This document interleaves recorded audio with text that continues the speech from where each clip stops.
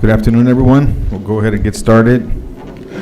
This is the Brownsville Public Utilities Board meeting on June 8th, 2026. It's 5 p.m. and we are in the BPUB Administration Building today.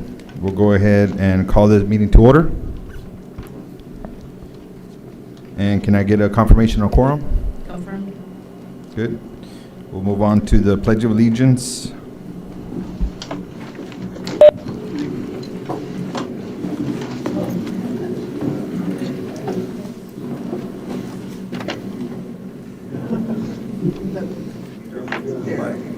We have a visual flag here they're putting up. There you go. The United States of America, and to the republic for which it stands, one nation, under God, indivisible, with liberty and justice for all. On Texas flag, I pledge allegiance to thee, Texas, one state under God, one and indivisible.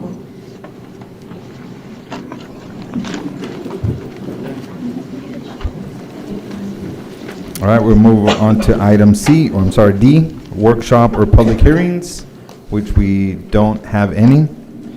And we'll move on to item E, public comments. Do we have any public comments today? No.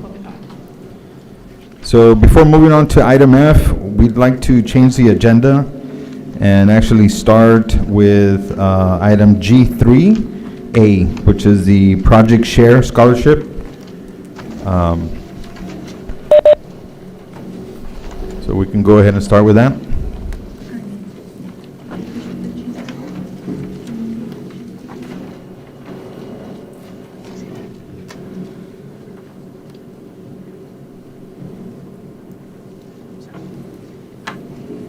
Good evening, Mr. Chair, members of the board. For the record, my name is Miguel Collis, Senior Digital Information Platforms Manager with the Brownsville Public Utilities Board.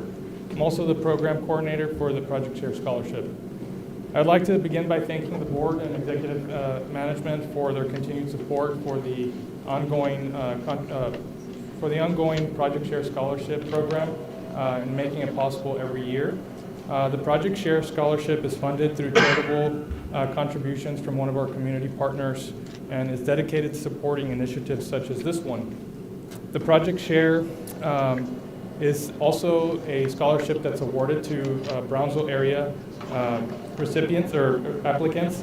The applicants must be graduating high school, seniors residing in a household with an active BPUB account for electric, water, or wastewater services. The account must be in good standing, and they must be attending a university within the United States. Through our extensive outreach efforts this year, we were able to get 84 applicants this year. And so those applicants were reviewed by an evaluation committee comprised of our PubCat members as well as BPUB staff. The applicants are scored on a cumulative point-based system based on their GPA, extracurricular activities, work experience, and a personal essay that they must write. I'd like to take this opportunity to thank the evaluation committee for their time and their dedication in reviewing each application. From the competitive pool that we received, there were 11 recipients awarded this year for a $2,000 scholarship totaling a $22,000 investment in our community's future. It's my honor today to announce the recipients of the 2026 Project Share Scholarship Program. As I call their names, I'm going to ask the recipients to step up to the front, and we'll begin by recognizing them for their efforts. First off, we have Ms. Carolina Vasquez.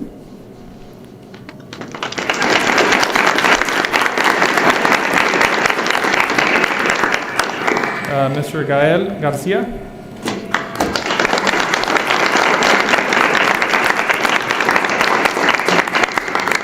Sophie Gurrier.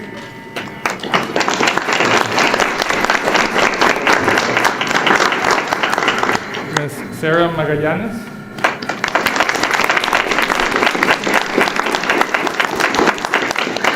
Sean Wesson.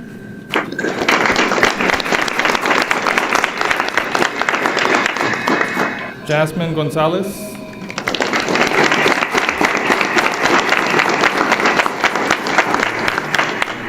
Carla Garza.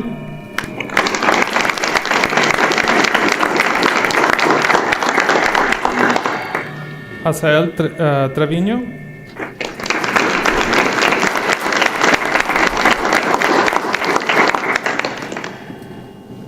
Ashley Amado.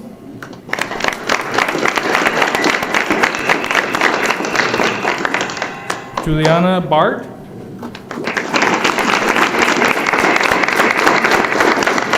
And Mr. Christian Loera.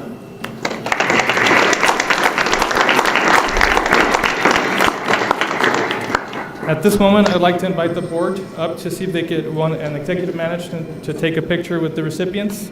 And please join me in congratulating them. Thank you.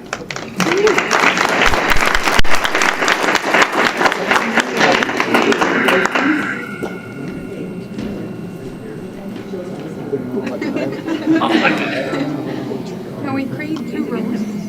Just have some of you in the back and I'd love that. you 4 in the chat. And then just my space in the center.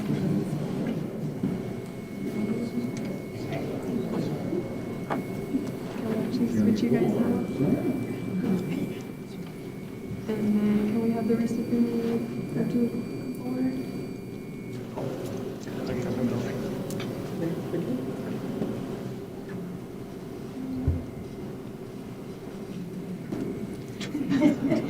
Ready?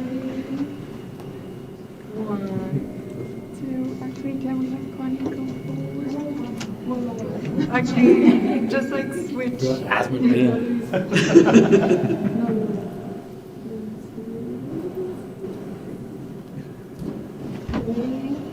1, 2.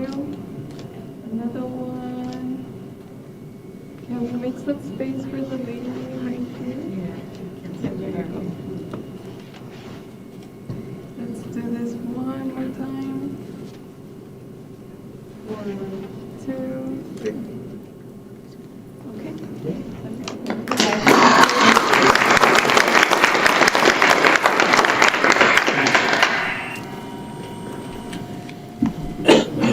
All right, thank you very much. I'm going to ask the recipients to step outside, and we're going to do the issuing of the checks.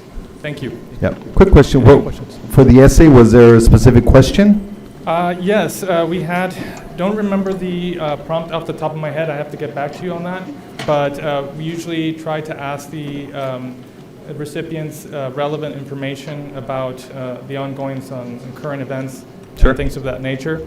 Yeah, but you can tell us later. It's not a big deal. Just curious. Right, so I believe it had to do with the information, misinformation. I don't exactly remember the prompt verbatim, but we can get back to you on that as well. And it is a 500 to 600 word essay that they have to write. All right. Well, congratulations again. Are any of y'all going to Texas A&M? Anybody going to Texas A&M?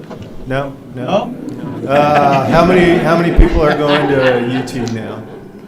No? Oh, we got one. 2? You too. Okay, well, cool. Congratulations. Yeah, congratulations.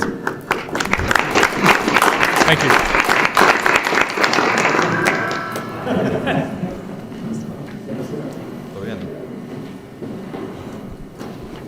All right, we'll go back to the agenda and we'll continue with item F, which is consent agenda items. We do have 15 items, if you guys can take a look, and I'll entertain any motion. Motion to table item number 13. Okay, so are you approving everything else minus 13? Okay. 13. yes. Okay. Table it. I second that. All right, I have a motion and a second. The motion is to approve all consent items and table item 13. And we have a second, so all those in favor? Aye. Aye. Aye. All those opposed? Motion passes. All right, we'll continue with item G. G1, General Manager's Report.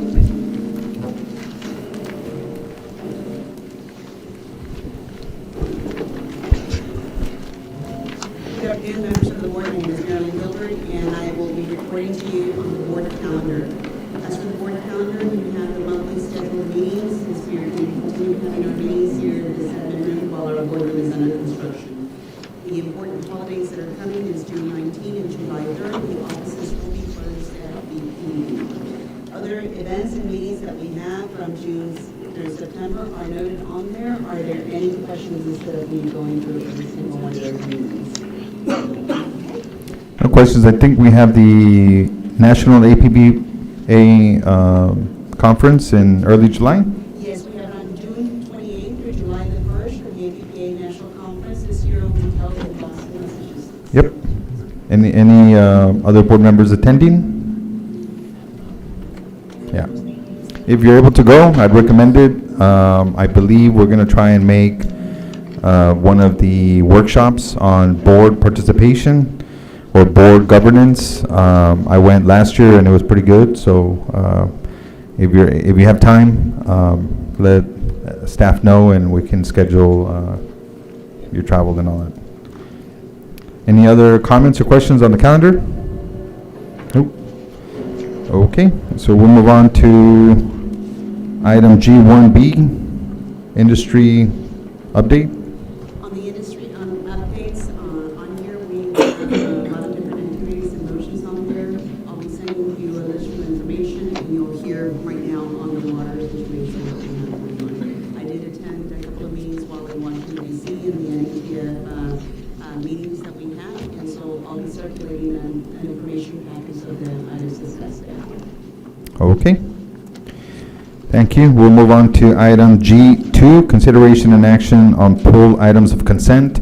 I think there was a recommendation to table item 13. Do we need a vote on that, Paul, again, or? No? Okay, so we'll move on to item G3, staff reports and presentation. We'll start with 3B, presentation and discussion on the BPUB financial performance report for period ending April 30th.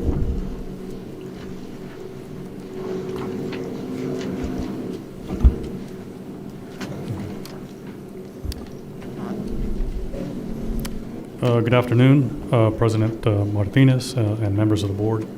My name is David Medrano. I serve as the Director of Finance for BPUB, and I will be presenting a high-level overview of financial performance for fiscal 26 through the period ending April 30th.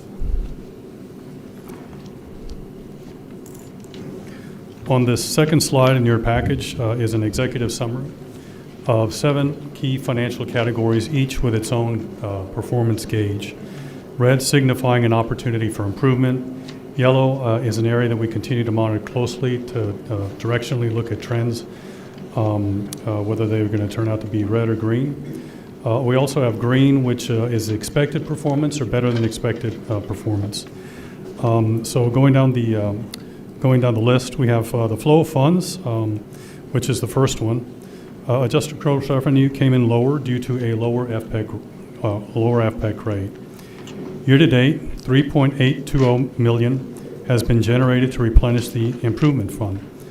Additionally, debt service coverage is at 1.97 times, which is well above the 1.25 times minimum that is required. This is further outlined on slide 4 in your package, which I'll be going over shortly. The second key financial category is fuel and purchase energy charge, which we refer to as the FPEC, and that has generated an over-recovery of $19.77 million. This is, and it will continue to be used to offset future market uncertainty or volatility. This is in a little bit more detail on your slide 8 in your presentation. For the month of April, the FPEC rate was 3.476 cents per kilowatt hour. Next is the City of Brownsville cash transfer, which was higher than budgeted, again, just due to a lower FPEC rate. This is noted on slide 22 and 23 of your presentation, and it's on line 22. Next is personnel and non-personnel expenses, which came in lower than budgeted, primarily due to vacancies and timing issues. These are noted on slides 5 and 6 of your presentation. The non-personnel are further noted on slide 15, lines 9, 10, and 11, for those who want to know the detail of what non-personnel expenses are. Next is the BPUB average bill, which is lower than the average MOU bill and the average IOU bill for 1,000 kilowatt hours. This is noted on slide 8 in your presentation. For the month of April, the average bill was $96 and change, and this again benefits from the balance in our fuel and purchased energy line item. The next on here is the capital improvement program. Year to date, actuals and committed total $32.6 million and $29.2 million respectively, which represent 67.8% of the fiscal year 2026 approved plan. And for those that are interested who are watching online, it's noted in columns F and I of slide 9 in this PowerPoint presentation. The good news is that all key financial metrics are currently in compliance.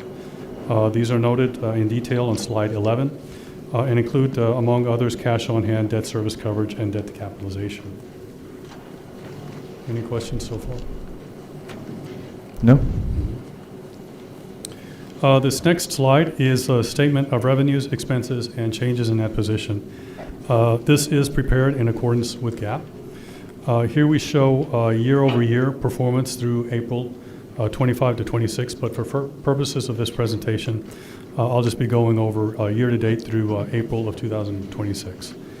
We had operating revenues of $124,131,921, less operating expenses of $108,045,054, leaving us with operating income through April 2026 of $16,086,867. From this amount, we reduce it further by non-operating expenses. The net non-operating expenses of $11,380,152. This leaves us with income before capital contributions of $4,706,715. To date, we've had capital contributions of $12,435,483, leaving us with a change in net position through April of 2026 of $17,142,198. To that, we add the position at the beginning of the year of $510,826,541 to leave us with a net position at the end of the year of $527,968,739.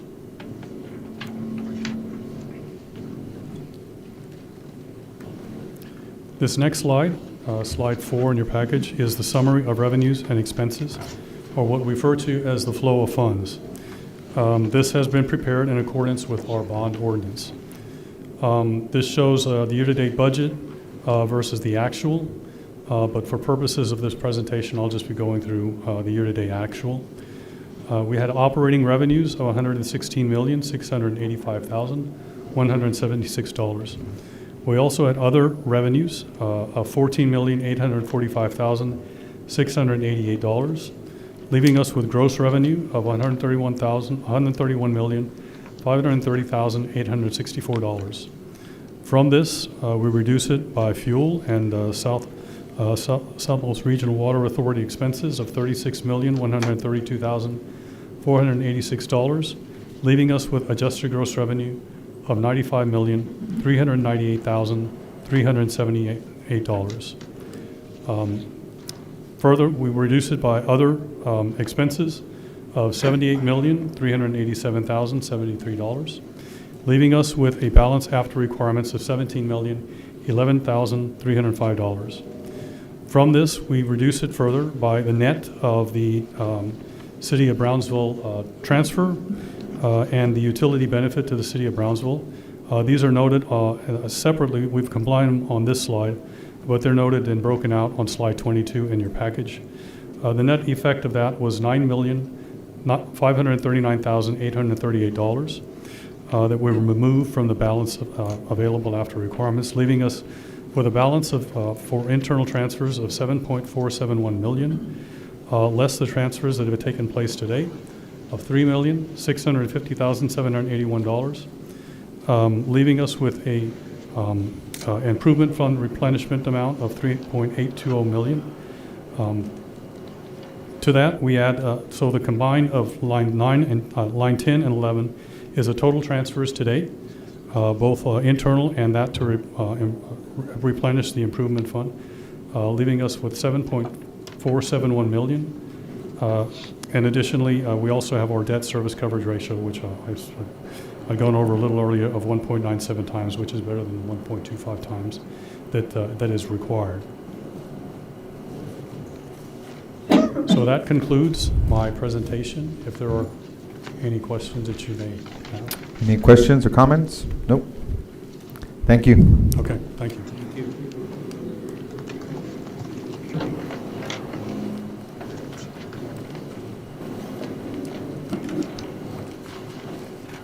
Go ahead and move to item G3C, presentation and discussion on the operations and maintenance 6-month budget review.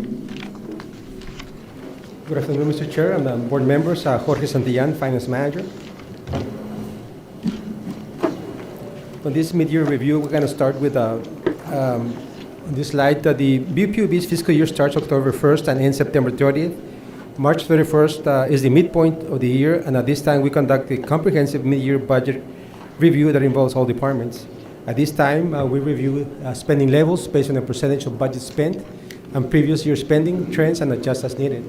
We also replenish our budget accounts through interdepartmental transfers or identify budget amounts no longer needed.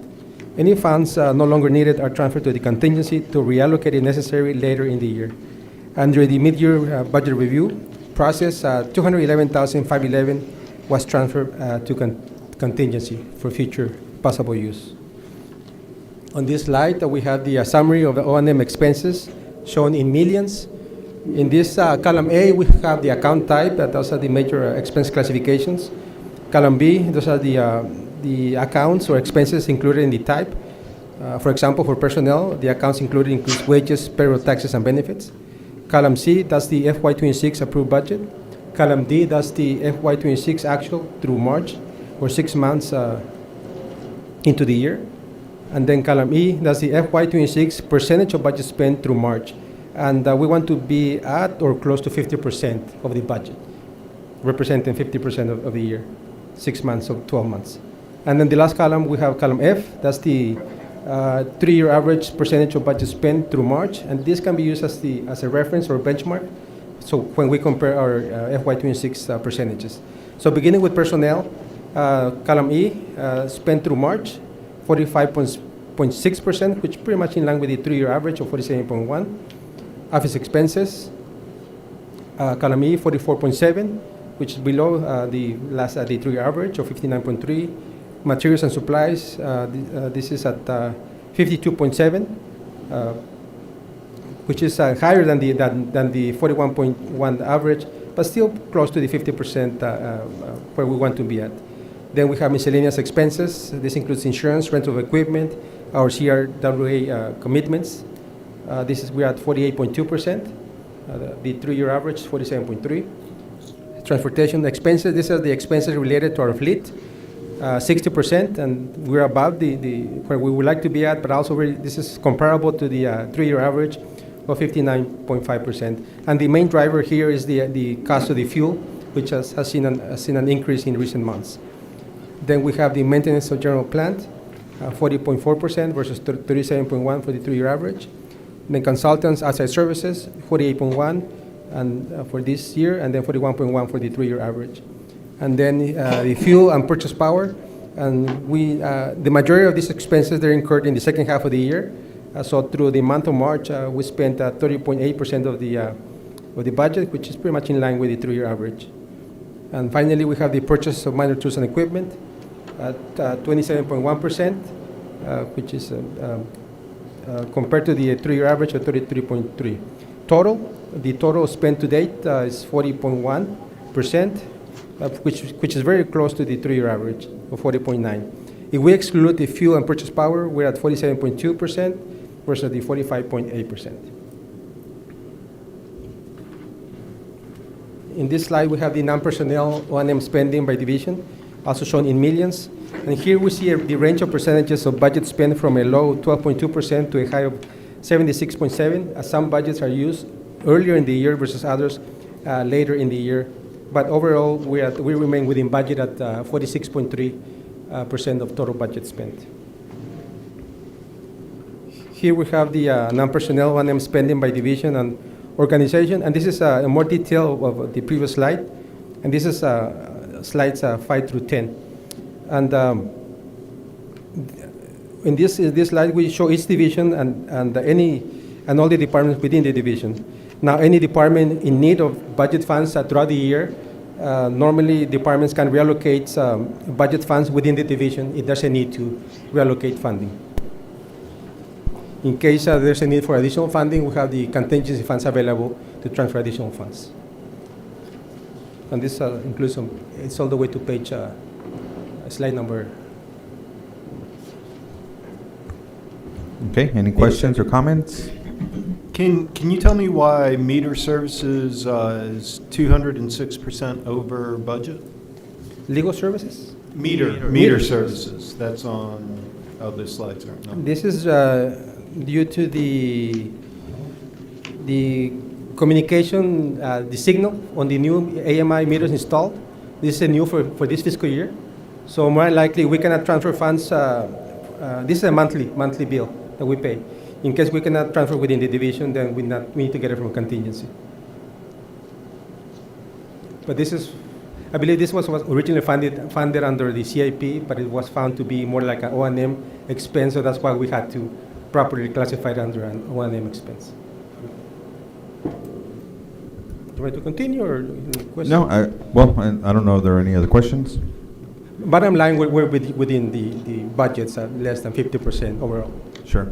Yeah, and as we said in the Finance Committee, I think maybe next year's report we can add any exceptions and then just a summary of those things. You know, I like the 3-year average. I think it gives us a good reference from a historical perspective, but you know, if we just go by 50%, we're going to be asking questions that maybe are not relevant. So if you guys can identify, you know, what issues you may have or what concerns you may have, and just summarize that, and ultimately let us know if there's anything we can do, you know, to help or follow up. Okay, So we will. if there's no more questions, we'll move on to the next item.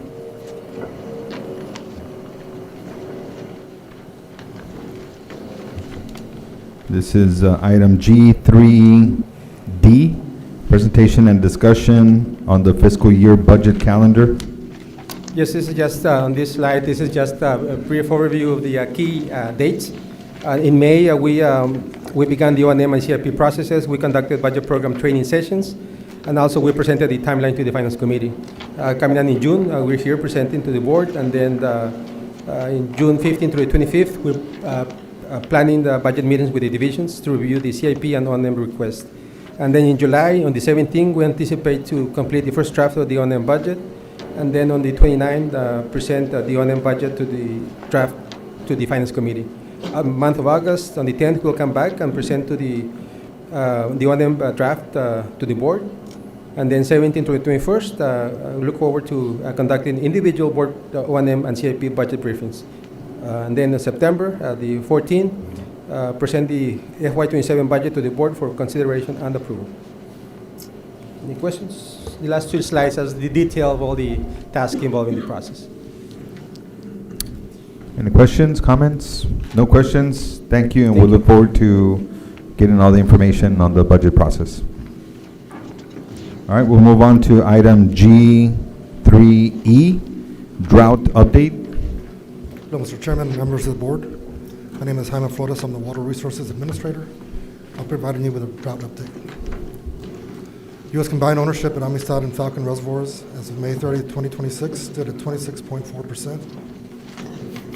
U.S. combined ownership at Falcon Amistad, previous readings of May 9th, 26.1%, May 16th, 25.8%, and May 23rd, 26.1%. National Weather Service June to August 2026 outlook for the Lower Grand Valley, Deep South Texas region. A normal to hotter than normal outlook is anticipated through the June through August 2026 period. There's a slight lean towards a drier than normal pattern across the region during the June-August timeframe. Falcon International Reservoir received a slight boost in late May, but remained very low. Falcon International Reservoir remained near historic lows at the end of May. Confidence remains near certain 100% on total reservoir storage, remaining just above record lows through August. And despite a slight lean to a drier than normal pattern, as we go through the June through July time period, thunderstorms, mainly wind and possible tornado, heavy rainfall and localized flooding, mainly via sea breeze convection, still needs to be taken into consideration. That concludes my presentation. Any questions? Any questions? No? On the recent rains, normally how long does it take? I mean, I know some of it was further up. Does it take a few days, a week, 2 weeks for You can usually see it within a week or two. It works, or we get more water into the watershed. It actually rains in the mountains in Mexico. Most of this was like towards a little bit further to the south. Okay. So we're seeing it more into the river, but it's like further downstream from Falcon. Okay. All right, well, thank you.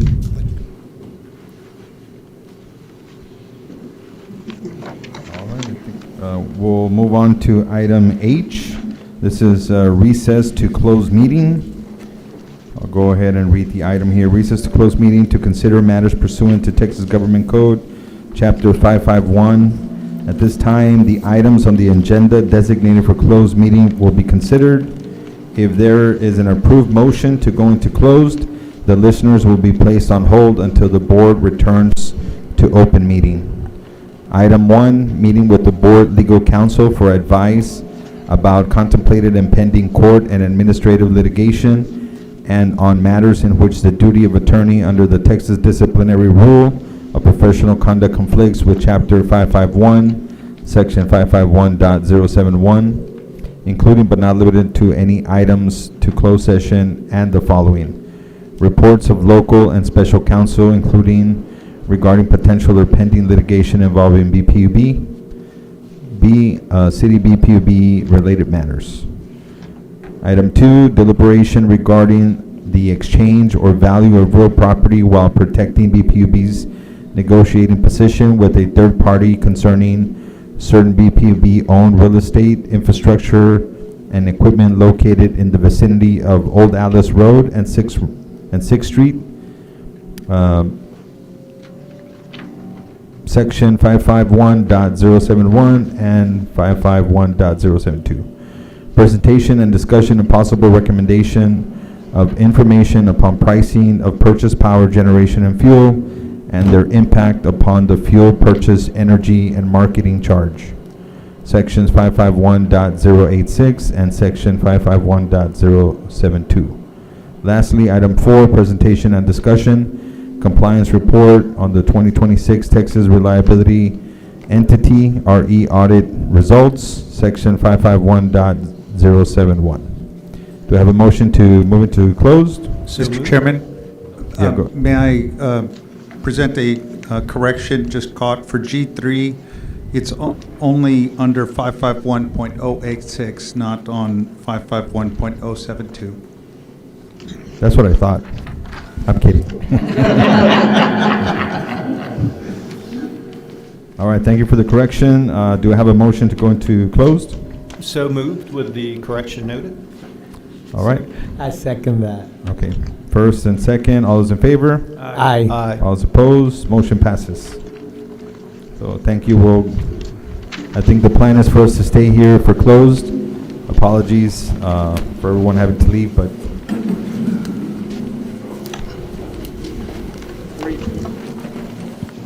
Get it right or no?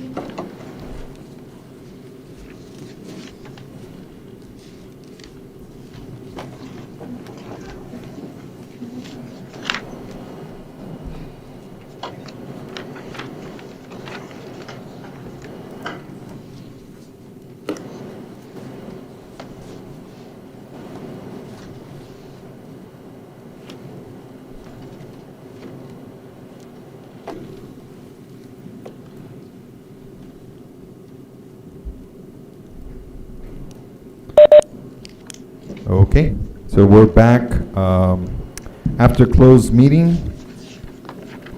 We'll continue for item I, consideration and action on closed meeting items. Yes, regarding 1A, report of local and special counsel, including regarding potential and pending litigation involving BPUB. Is there a motion to proceed as discussed and closed? Is there a motion? So moved. There's a motion and a second. All those in favor? Aye. Aye. All those opposed? Motion passes. I think that's the only action taken for close, so we'll move to item J, consideration and action for future agenda items. I believe item 13, we're requesting for it to be on the next meeting from the consent items that was tabled, so we'll follow up on some information there. And last thing is adjournment. Any motions? Motion? Second? Motion and second